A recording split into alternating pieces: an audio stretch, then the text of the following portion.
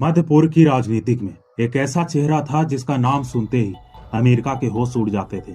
एक ऐसा शासक जो खुद को अरबों का नेता कहता था, लेकिन दूसरी ओर दुनिया ने इसे तानाशाह कहकर याद रखा। नाम था सदाम हुसैन। क्या वाकई में वो सिर्फ एक तानाशाह था, या फिर वो उस दौर का कड़वा सच था जहां ताकत ही सुरक्षा थी और क्रूरता ही सत्ता। सदाम का जन्म 28 अप्रैल 1937 को इराक के एक बेहद गरीब गांव टिकरित में हुआ। उनके पिता या तो मारे जा चुके थे या उन्हें जन्म से पहले ही छोड़कर चले गए थे। माँ सुबा तुल्फा उस सदमे में मानसिक रूप से इतनी टूट चुकी थी कि उसे अपने बेटे नवजात सदाम को अपने भाई के पास छोड़ने का इरादा किया, जो टिकरित से लगभग 15 किलोमीटर दूर था। उस गांव का नाम था अल अवाजा। अल अवाजा कोई अमीर इलाका नहीं था, लेकिन फिर भी वहां सदाम को मिला वो लोहा जिससे एक तानाशाह गढ़ा गया। बचपन में पिता नहीं था, माँ ने छोड़ दिया और मामा खैरुल्लाह तूफान अल मजलिदी ने सिखाया, अगर दुनिया में जिंदा रहना है तो डर बनो। जब सदाम 10 साल के हुए तो उन्होंने अपने मामा के घर की सख्त दीवारों और तानों को पीछे छोड़ा और निकल पड़े इराक की राजधानी बगदाद की ओर। लेकिन यह अकेलापन ज्यादा दिन नहीं रहा। बगदाद में उनका सामना हुआ एक ऐसे इंसान से जो खुद इतिहास लिखने जा रहा था। अहमद हसन अल बकर, एक दूर का रिश्तेदार, एक अनुभवी नेता और एक राजनीतिक गुरु। अल बकर ने न केवल सदाम को स्कूल में दाखिला दिलाया, बल्कि उसे बाथ पार्टी के विचारों से भी परिचित कराया। और यहीं से शुरू हुआ राजनीतिक का पाठ, जहां ताकत ही आखिरी सच थी और सत्ता ही अंतिम लक्ष्य। बगदाद में किताबें तो मिली, लेकिन उससे भी ज्यादा मिली सत्ता का सपना। अब तक सदाम हुसैन का जीवन एक किताब की तरह खुल रहा था, जिसमें शुरुआत गरीबी से हुई, मिडिल पन्ने में बगदाद आया, और अब वो चैप्टर खुलने वाला था जहां सत्ता पाने के लिए खून बहाना भी जायज समझा गया। सदाम अब स्कूल में पढ़ते हुए बाथ पार्टी के और करीब आ चुके थे। बाथ पार्टी एक अरब राष्ट्रवादी संगठन था जो समाजवाद, धर्मनिरपेक्ष और एकता और एक अरब राष्ट्र के सपने में विश्वास रखता था। यह पार्टी सिर्फ चुनाव नहीं लड़ती थी, बल्कि सत्ता छीनने का नजरिया भी रखती थी, और यही बात सदाम को पसंद थी। Power is not given, it is taken. Baghdad 1959। Bath party ने उस समय के इराकी प्रधानमंत्री अब्दुल करीम कासिम की हत्या की साजिश रची। बाथ पार्टी ने ऐसा इसलिए किया क्योंकि अब्दुल करीम कासिम उस रास्ते पर चल पड़े थे जहां से बाथ पार्टी का एक अरब राष्ट्रवाद गुम हो रहा था।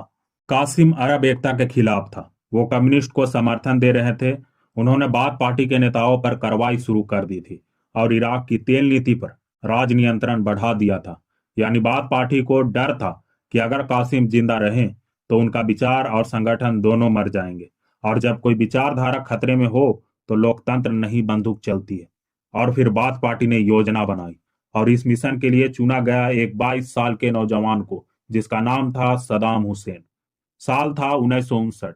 सदाम ने बंदूक उठाई और बगदाद की एक सड़क पर कासिम की गाड़ी पर गोलियां चला दी, लेकिन मिशन फेल हो गया। कासिम बच गया और सदाम को भागना पड़ा सीधे सीरिया और फिर मिस्र। सदाम कुछ सालों तक सीरिया और मिस्र में ही रहे। मिस्र में उन्होंने कायरो यूनिवर्सिटी से कानून की पढ़ाई भी शुरू की। हालांकि उन्होंने इस पढ़ाई को पूरा नहीं किया, और ये वही वक्त था जब वो सिर्फ एक छात्र नहीं थे, बल्कि क्रांतिकारी सोच का शिष्य बन चुके थे। सीरिया में उन्होंने पार्टी के इंटरनेशनल नेटवर्क से जुड़ाव बढ़ाया, और मिस्र में उन्होंने नासर की राजनीतिक शैली को गहराई से समझा। समय बीतता है और साल 1963 में बाथ पार्टी ने इराक में तख्ता पलट कर दिया और कासिम को मार दिया गया, और बाथ पार्टी सत्ता में आ जाती है, और लगे हाथ सदाम हुसैन भी सीरिया से लौट आता है। अब सदाम की वापसी सिर्फ बेटे की घर वापसी नहीं थी, यह क्रांतिकारी की पुनर्जन्म जैसी थी। जिस लड़के ने गोली चलाकर भागना सीखा था, अब वही लड़का सत्ता के गलियारे में चलना सीख गया। 1963 में पहली बार बाथ पार्टी सत्ता में आई, लेकिन अंदरूनी झगड़े और मतभेद के कारण 9 महीने में ही सत्ता से बाहर हो गई थी। 1963 से 1968 के बीच इराक में लगातार सरकारें बदलती रही। आरिफ सत्ता में तो थे, पर फैसले लेने की ताकत उनमें नहीं थी, और बाथ पार्टी को चाहिए था लोहा, मोम नहीं। और दूसरी ओर 1963 से 1968 के बीच इन 5 सालों में बाथ पार्टी के कई समर्थक इराकी सेना के कई ऊंचे ऊंचे पदों पर आ चुके थे, क्योंकि सदाम हुसैन और अल बकर ने इन 5 सालों में अपने वफादार समर्थकों को आर्मी अफसरों और सुरक्षा एजेंसियों में तैनात कर चुके थे। उस दौर में इराक के तेल भंडार पर विदेशी कंपनियां जैसे ब्रिटिश और अमेरिका का दबदबा था, और बाथ पार्टी चाहती थी कि तेल का राष्ट्रीयकरण किया जाए। जब तेल से ज्यादा कुर्सी गर्म हो तो हर पार्टी सोचती है अभी नहीं तो कभी नहीं। अल बकर उस समय बाथ पार्टी के सुलझे हुए नेता थे। वह जनता, सेना और पार्टी तीनों में एक विश्वासी चेहरा बन चुके थे। उन्होंने सदाम हुसैन जैसे उभरते नेता को साथ रखकर रणनीति बनाई ताकि सत्ता मिलते ही सुरक्षा और विरोधी नियंत्रण उनके हाथ में रहे। तख्ता पलट सिर्फ गोलियों से नहीं होता, बल्कि सही वक्त और सही आदमी से होता है। और 17 जुलाई 1968 को वही दिन था। सुबह सुबह अब्दुल रहमान आरिफ को सेना ने राष्ट्रपति भवन से बाहर कर दिया। कोई गोली नहीं चली, क्योंकि सारे हथियार पहले ही बाथ पार्टी के हाथों में आ जा चुकी थी। अहमद हसन अल बकर राष्ट्रपति बने और पर्दे के पीछे से सदाम हुसैन का असली खेल शुरू हुआ।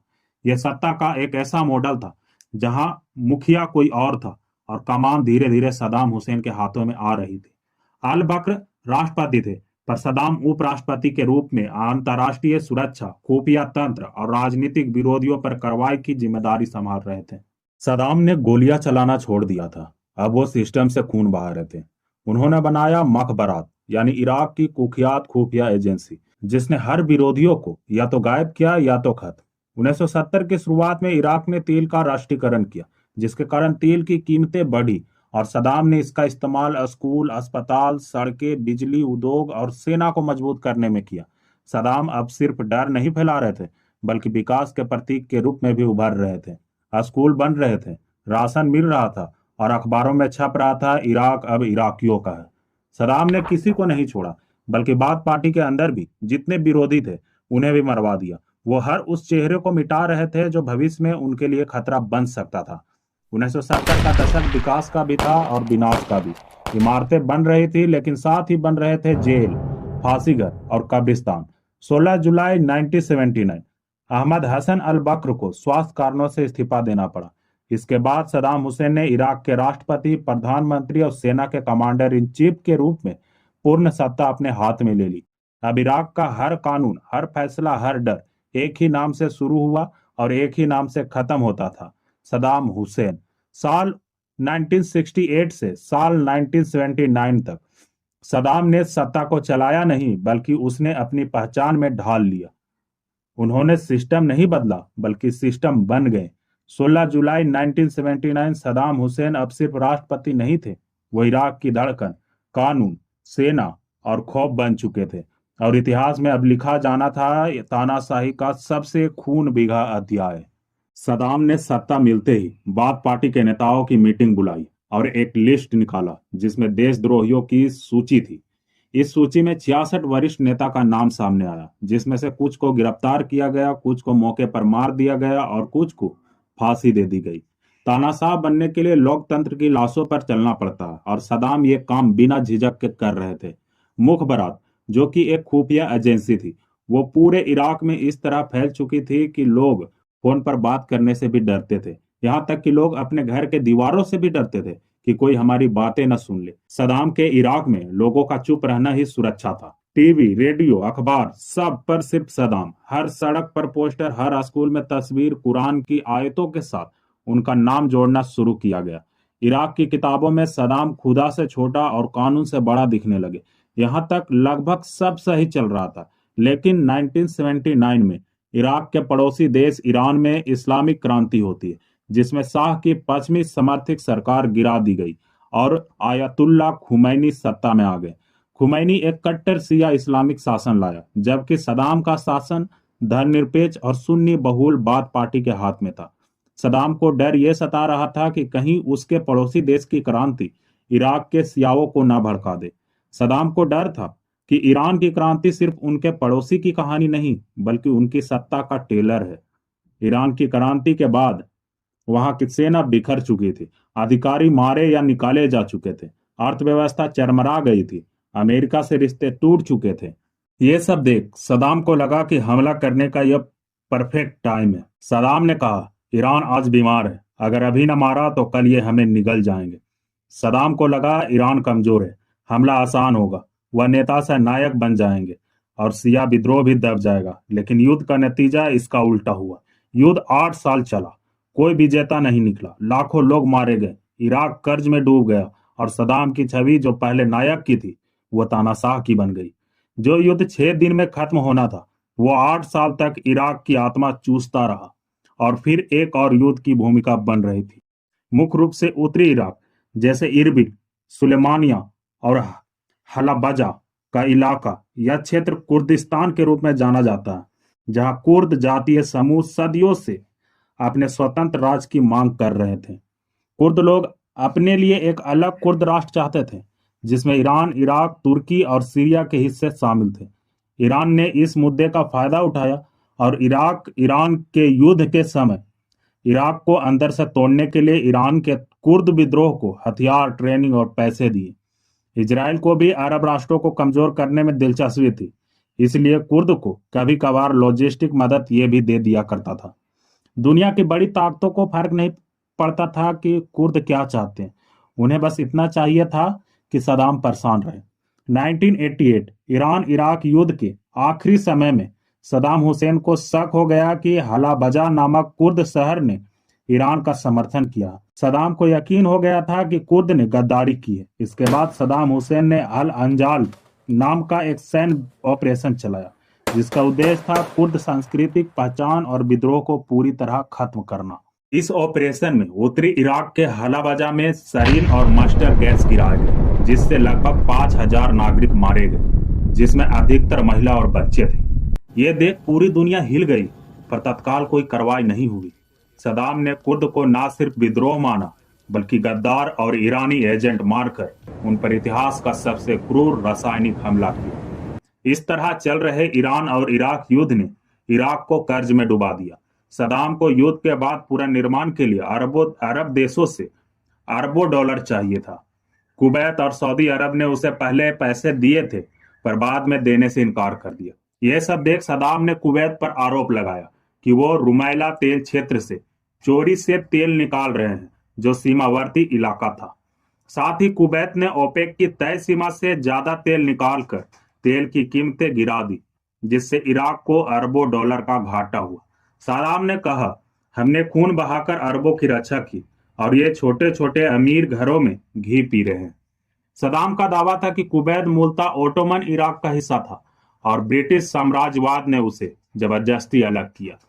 सदाम बोले, हम इतिहास की गलती को टैंक से ठीक करेंगे। कुवैत के पास 50 अरब बैरल से अधिक तेल भंडार था। कुवैत पर कब्जा करने से इराक के पास दुनिया का दूसरा सबसे बड़ा तेल क्षेत्र भंडार मिल जाता। साथ ही पारसी खाड़ी तक इराक को सीधा समुद्री नियंत्रण मिलता। तेल का समुद्र और रास्ता भी उनका। इससे बड़ा सपना किसी तानाशाह के लिए क्या ही हो सकता। सदाम को लगता था कि अमेरिका ईरान को रोकने में इतना व्यस्त है कि वो कुवैत के मामले में हस्तक्षेप नहीं कर सकेगा। कुवैत की सेना बहुत छोटी थी और अरब देश भी आपसी लड़ाई में उलझे हुए थे। उसे लगा कि कोई नहीं रोकेगा। इसके बाद इराकी टैंक और सेना कुवैत में घुस गई और 48 घंटे के अंदर कुवैत को पूरी तरह से कब्जे में ले लिया गया और एक ही रात में नक्शा बदल दिया गया और कुवैत को इराक का 19वां प्रांत भी घोषित कर दिया गया। 2 अगस्त 1990 जब इराक ने कुवैत पर कब्जा किया तो ये संयुक्त राष्ट्र चार्टर के अनुच्छेद 2 के 4 का खुला उल्लंघन था, जिसमें एक देश द्वारा दूसरे देश की संप्रभुता का उल्लंघन करना प्रतिबंधित है। यह सिर्फ तेल के कुएं पर हमला नहीं था, यह पूरे वैश्विक कानून को लात मारने जैसा था। अमेरिका को डर हो गया कि आज कुवैत गया, कल सऊदी जा सकता है। इससे दुनिया की 1/3 तेल आपूर्ति पर खतरा मंडरा रहा था। अमेरिका समझ गया था कि अभी अगर इराक को नहीं रोका गया तो पूरे तेल की खाड़ी पर इराक का कंट्रोल हो जाएगा। 6 अगस्त 1990 को यूएन सुरक्षा परिषद ने इराक पर आर्थिक प्रतिबंध लगाए गए और 29 नवंबर 1990 को यूएनएससी रिवॉल्यूशन 678 पास किया गया, जिसमें इराक को 15 जनवरी 1991 तक कुवैत को खाली करने का टाइम दिया गया। लेकिन सदाम ने कुवैत खाली नहीं की और 17 जनवरी 1991 को अमेरिका के नेतृत्व में 34 देशों का गठबंधन बना, जिसमें ब्रिटेन, फ्रांस, सऊदी अरब और मिस्र और अन्य देश शामिल थे। हजारों युद्ध विमान, क्रूज मिसाइल और 10 लाख से अधिक सैनिक तैनात किए गए। अमेरिका ने बगदाद और इराक के सैन्य अड्डों को बम से तबाह किया और communication, air defence, oil refinery बर्बाद कर दी गई। सिर्फ 100 घंटे में ही इराकी सेना को कुवैत से खदेड़ दिया गया। कुवैत गया, पर सदाम सत्ता से नहीं गया, वो वहीं बगदाद में बैठा रहा, एक बार फिर खामोश लेकिन खतरनाक। युद्ध के बाद इराक की हालत अर्थव्यवस्था तबाह हो गई थी। अंतर्राष्ट्रीय प्रतिबंधों ने इराक की कमर तोड़ दी थी। तेल की बिक्री पर रोक लगा दी गई थी। खाने पीने की चीजें, दवाएं तक ब्लैक में बिकने लगी। बच्चों की मौत, कुपोषण और बेरोजगारी आम हो गई थी। सत्ता को इस तरह कमजोर देखते हुए शिया समुदाय ने दक्षिणी इराक में बगावत कर दी। इस बगावत के लिए सदाम की सेना ने हजारों लोगों को मार दिया। और उधर उत्तरी इराक में भी कुर्द क्षेत्र से कुर्द लड़कों ने फिर से आजादी की मांग कर दी। लेकिन सदाम की सेना ने यहां भी हवाई हमला और नरसंहार किया। सदाम जानता था कि हार की सजा तभी टलेगी जब डर दोबारा बोया जाएगा। सदाम का इस तरह पागलपन देख अमेरिका और पश्चिमी देश इराक को लगातार खतरा मान रहे थे। यूएन ने अपना प्रतिबंध जारी रखा। 1991 की हार ने सदाम को नहीं गिराया, लेकिन इराक की जनता को भीतर से तोड़ दिया। अब जो बचा था वो था 2003 का विस्फोटक अंत। 2003 वो साल था जब एक तानाशाह की कहानी अमेरिका की मिसाइल से नहीं, बल्कि उसके अपने अतीत के मलबे से खत्म हुई। अमेरिका में 11 सितंबर 2001 के हमले के बाद राष्ट्रपति जॉर्ज बुश ने आतंक के खिलाफ युद्ध की घोषणा की। हालांकि इन मामलों में इराक या फिर सदाम हुसैन का कोई सीधा हाथ नहीं था, लेकिन बुश सरकार ने कहा इराक के पास सामूहिक विनाश के हथियार है जो पूरे विश्व के लिए खतरा है। अमेरिका ने आरोप लगाया इराक के पास रासायनिक और जैव हथियार है। सदाम आतंकी संगठनों को समर्थन दे रहा है, यूएन नियमों को बार बार उल्लंघन कर रहा है, इराकी जनता पर तानाशाही और मानवाधिकार हनन कर रहा है। अमेरिका ने दुनिया को बचाने के नाम पर जंग छेड़ी, पर असली निशाना था सिर्फ एक आदमी, सदाम हुसैन। 20 मार्च 2003 ऑपरेशन इराकी फ्रीडम की शुरुआत हुई, जिसमें अमेरिका, ब्रिटेन और सहयोगी देशों ने बिना यूएन की अनुमति के हमला कर दिया। इनका पहला निशाना था बगदाद में राष्ट्रपति महल और सैन्य ठिकाने। बगदाद गिरने के बाद सदाम गायब हो गया। 8 महीने तक दुनिया को पता ही नहीं चला कि सदाम जिंदा भी है या मर गया। 13 दिसंबर 2003 को टिगरिक के पास एक छोटे से गड्ढे से अमेरिकी नौसैनिक ने सदाम को पकड़ा और इसके बाद 2005 से 2006 तक इराक की विशेष अदालत में मुकदमा चलाया गया, जिसमें आरोप लगाए गए कि 1982 में जुदैल गांव के 148 शिया लोगों की हत्या, मानवाधिकार उल्लंघन, नरसंहार और उत्पीड़न।